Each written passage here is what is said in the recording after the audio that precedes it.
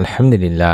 আজ আলোচনা করব একটি পরীক্ষিত আমল নিয়ে। একটি ছোট্ট 2 শব্দের দোয়া মাত্র কষ্ট করে যদি আপনারা অন্তত একবার পাঠ করেন, আল্লাহ তাআলা আপনার মনের নেক আশাগুলো কয়েক ঘন্টার মধ্যে ইনশাআল্লাহ পূরণ করে দেবেন কোনো না কোনো একটা মাধ্যম থেকে। এটি একটি পরীক্ষিত আমলের ভিডিও। আশা করছি আপনারা সম্পূর্ণ ভিডিওটি আমলটি দেখলে এবং আমলটি করলে আল্লাহ তাআলা আপনারও মনের নেক আশা ইনশাআল্লাহ পূরণ করেই দেবেন। মনের মধ্যে তাই বিশ্বাস নিয়ে ভিডিওটি সম্পূর্ণ মনোযোগ দিয়ে দেখতে থাকুন। মহান আল্লাহর জিকিরে হৃদয় প্রশান্ত হয়। জিকির আরবি শব্দ, এর অর্থই হলো স্মরণ করা বা উল্লেখ করা। মহান আল্লাহর গুণবাচক নামে জিকির করার তাগিদ দেওয়া হয়েছে কোরআন ও হাদিসে। পবিত্র কোরআনুল কারিমে আল্লাহ তাআলা বলেন, আল্লাহর রয়েছে সুন্দর সুন্দর নাম, অতএব তোমরা তাকে সেই সব নামেই ডাকবে। সূরা আরাফ 180 নম্বর আয়াত।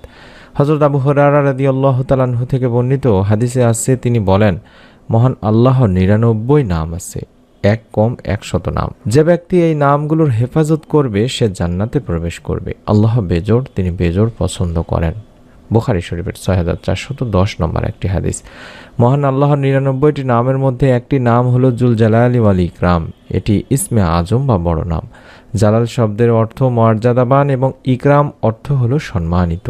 আল্লাহ বড় বা শ্রেষ্ঠত্ব প্রকাশ করতে যেসব নামে ডাকা হয় সেগুলোকেই বলা হয় ইসমে আজম। এই নামের শুরুতে ইয়া যোগ করলে হয় ইয়া জুল জালালি ওয়াল ইকরাম, যার অর্থই হে মর্যাদাবান ও সম্মানিত। আল্লাহ তাআলার এই নামটি কোরআনে এসেছে দুবার, সূরা রহমানের 27 নম্বর ও 78 নম্বর আয়াতে। ইয়া জাল জালালি ওয়াল ইকরামের বিস্তারিত অর্থ সমস্ত সৃষ্টি জগতের মালিক, যিনি সৃষ্টিকুল হতে ভয় পাওয়ার হকদার ও একমাত্র প্রশংসার যোগ্য, মহৎ বড় দয়া ও ইহসানের অধিকারী। ইয়া জাল জালালি ওয়াল ইকরাম এর অর্থ হে মহিমাময় ও মহানুভব। এর ফজিলত আমি আপনাদের সামনে তুলে ধরছি। এটি দিনে রাতে বেশি বেশি পড়ার কথা হাদিসে আছে। এটা পড়লে রাসূলুল্লাহ সাল্লাল্লাহু আলাইহি ওয়াসাল্লামকে অনুসরণও করা হবে। নবীজি সাল্লাল্লাহু আলাইহি ওয়াসাল্লাম এক হাদিসে বলেছেন, তোমরা সব সময় ইয়া জাল জালালি ওয়াল ইকরাম পড়াকে অপরিহার্য করে নাও। তিরমিজি শরীফের একটি হাদিস। অর্থাৎ সব সময় এই নাম পড়ার প্রতি নির্দেশ দেওয়া হয়েছে। এটা দিয়ে ইসমে আজমের আমলও করা যায়। একবার হযরত আনাস রাদিয়াল্লাহু তাআলা আনহু নবী করিম সাল্লাল্লাহু আলাইহি সাল্লামের সঙ্গে বসা ছিলেন। এমন সময় তখন ওইখানে এক লোক এসে নামাজ পড়ে এই দোয়াটি পড়লেন। অর্থাৎ এই দোয়াটির সঙ্গে আল্লাহুম্মা ইন্নী আসআলুকা বিআন্না লাকাল হামদু লা ইলাহা ইল্লা আনতাল মান্নান বাদিউস সামাওয়াতি ওয়াল আরদ, তারপর ইয়া জাল জালালি ওয়াল ইকরাম এবং ইয়া হাইয়্যু ইয়া কাইয়্যুম। এই পুরো ইসমে আজমটি পড়লেন যখন, তখন রাসূল পাক সাল্লাল্লাহু আলাইহি ওয়াসাল্লাম বললেন যে, তুমি আল্লাহর দরবারে ইসমে আজমের মাধ্যমে দোয়া করেছো। যে নামে ডাকলে মহান আল্লাহ সাড়া দেন এবং কিছু চাইলে তা দান করেন। তিরমিজি শরীফের 3544 নম্বর একটি হাদিস।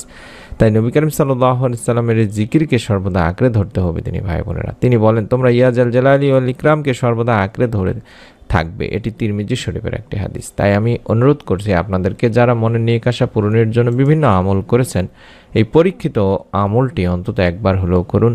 দিনে রাতে যখনই সময় পাবেন তখনই সুন্দর করে ওযু করে 2 রাকাত নামাজ আদায় করার পরে কয়েকবার দরুদ ও ইস্তেগফার পাঠ করে অন্তত ইয়া জাল জালালি ওয়াল ইকরাম, ইয়া জাল জালালি ওয়াল ইকরাম এই মাত্র 2-1 শব্দের একটি ছোট্ট জিকির বা দোয়া বা ইসমে আজম যেটাই বলুন না কেন, এটা আপনারা অন্তত কয়েকবার পাঠ করে আল্লাহ তাআলার কাছে 2 হাত তুলে দোয়া করুন।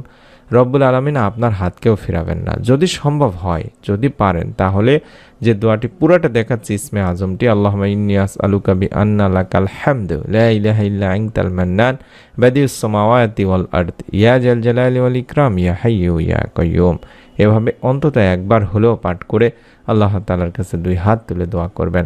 দোয়ার শুরুতে আল্লাহর প্রশংসা হিসাবে সূরা ফাতিহাটা পড়ে নিতে পারেন এবং অবশ্যই দোয়ার শেষে নবী করিম সাল্লাল্লাহু আলাইহি সাল্লামের উপর দরুদ পড়তে পারেন।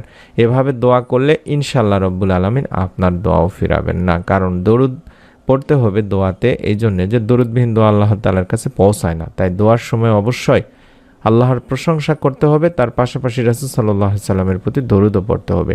হাদিসটি আমি আপনাদের তুলে ধরছি, তাহলে বুঝতে পারবেন। হযরত আনাস রাদিয়াল্লাহু তাআলা আনহু থেকে বর্ণনা করা, যেখানে রাসূল পাক সাল্লাল্লাহু আলাইহি ওয়াসাল্লাম বলেছেন, যতক্ষণ রাসূলুল্লাহ সাল্লাল্লাহু আলাইহি ওয়াসাল্লামের উপর দরুদ পড়া হবে না ততক্ষণ তা বাধাগ্রস্ত অবস্থায় থাকবে। অর্থাৎ এই দোয়া আল্লাহ তাআলার কাছে পৌঁছাবে না এবং এই দোয়া কবুল করা হবে না। এটি তাবারানী শরীফের একটি হাদিস। তাই দোয়ার শুরুতে আল্লাহর প্রশংসা হিসাবে আবারও বলছি সূরা ফাতিহা পড়ে নেবেন এবং বিশ্বনবী সাল্লাল্লাহু আলাইহি সাল্লামের প্রতি দরুদ পাঠ করবেন। আমরা দোয়া করি আল্লাহ তাআলা আপনাদেরও মনের নেক আশা এই ছোট্ট আমলের ওসিলায় পূরণ করেই দিন, আমিন।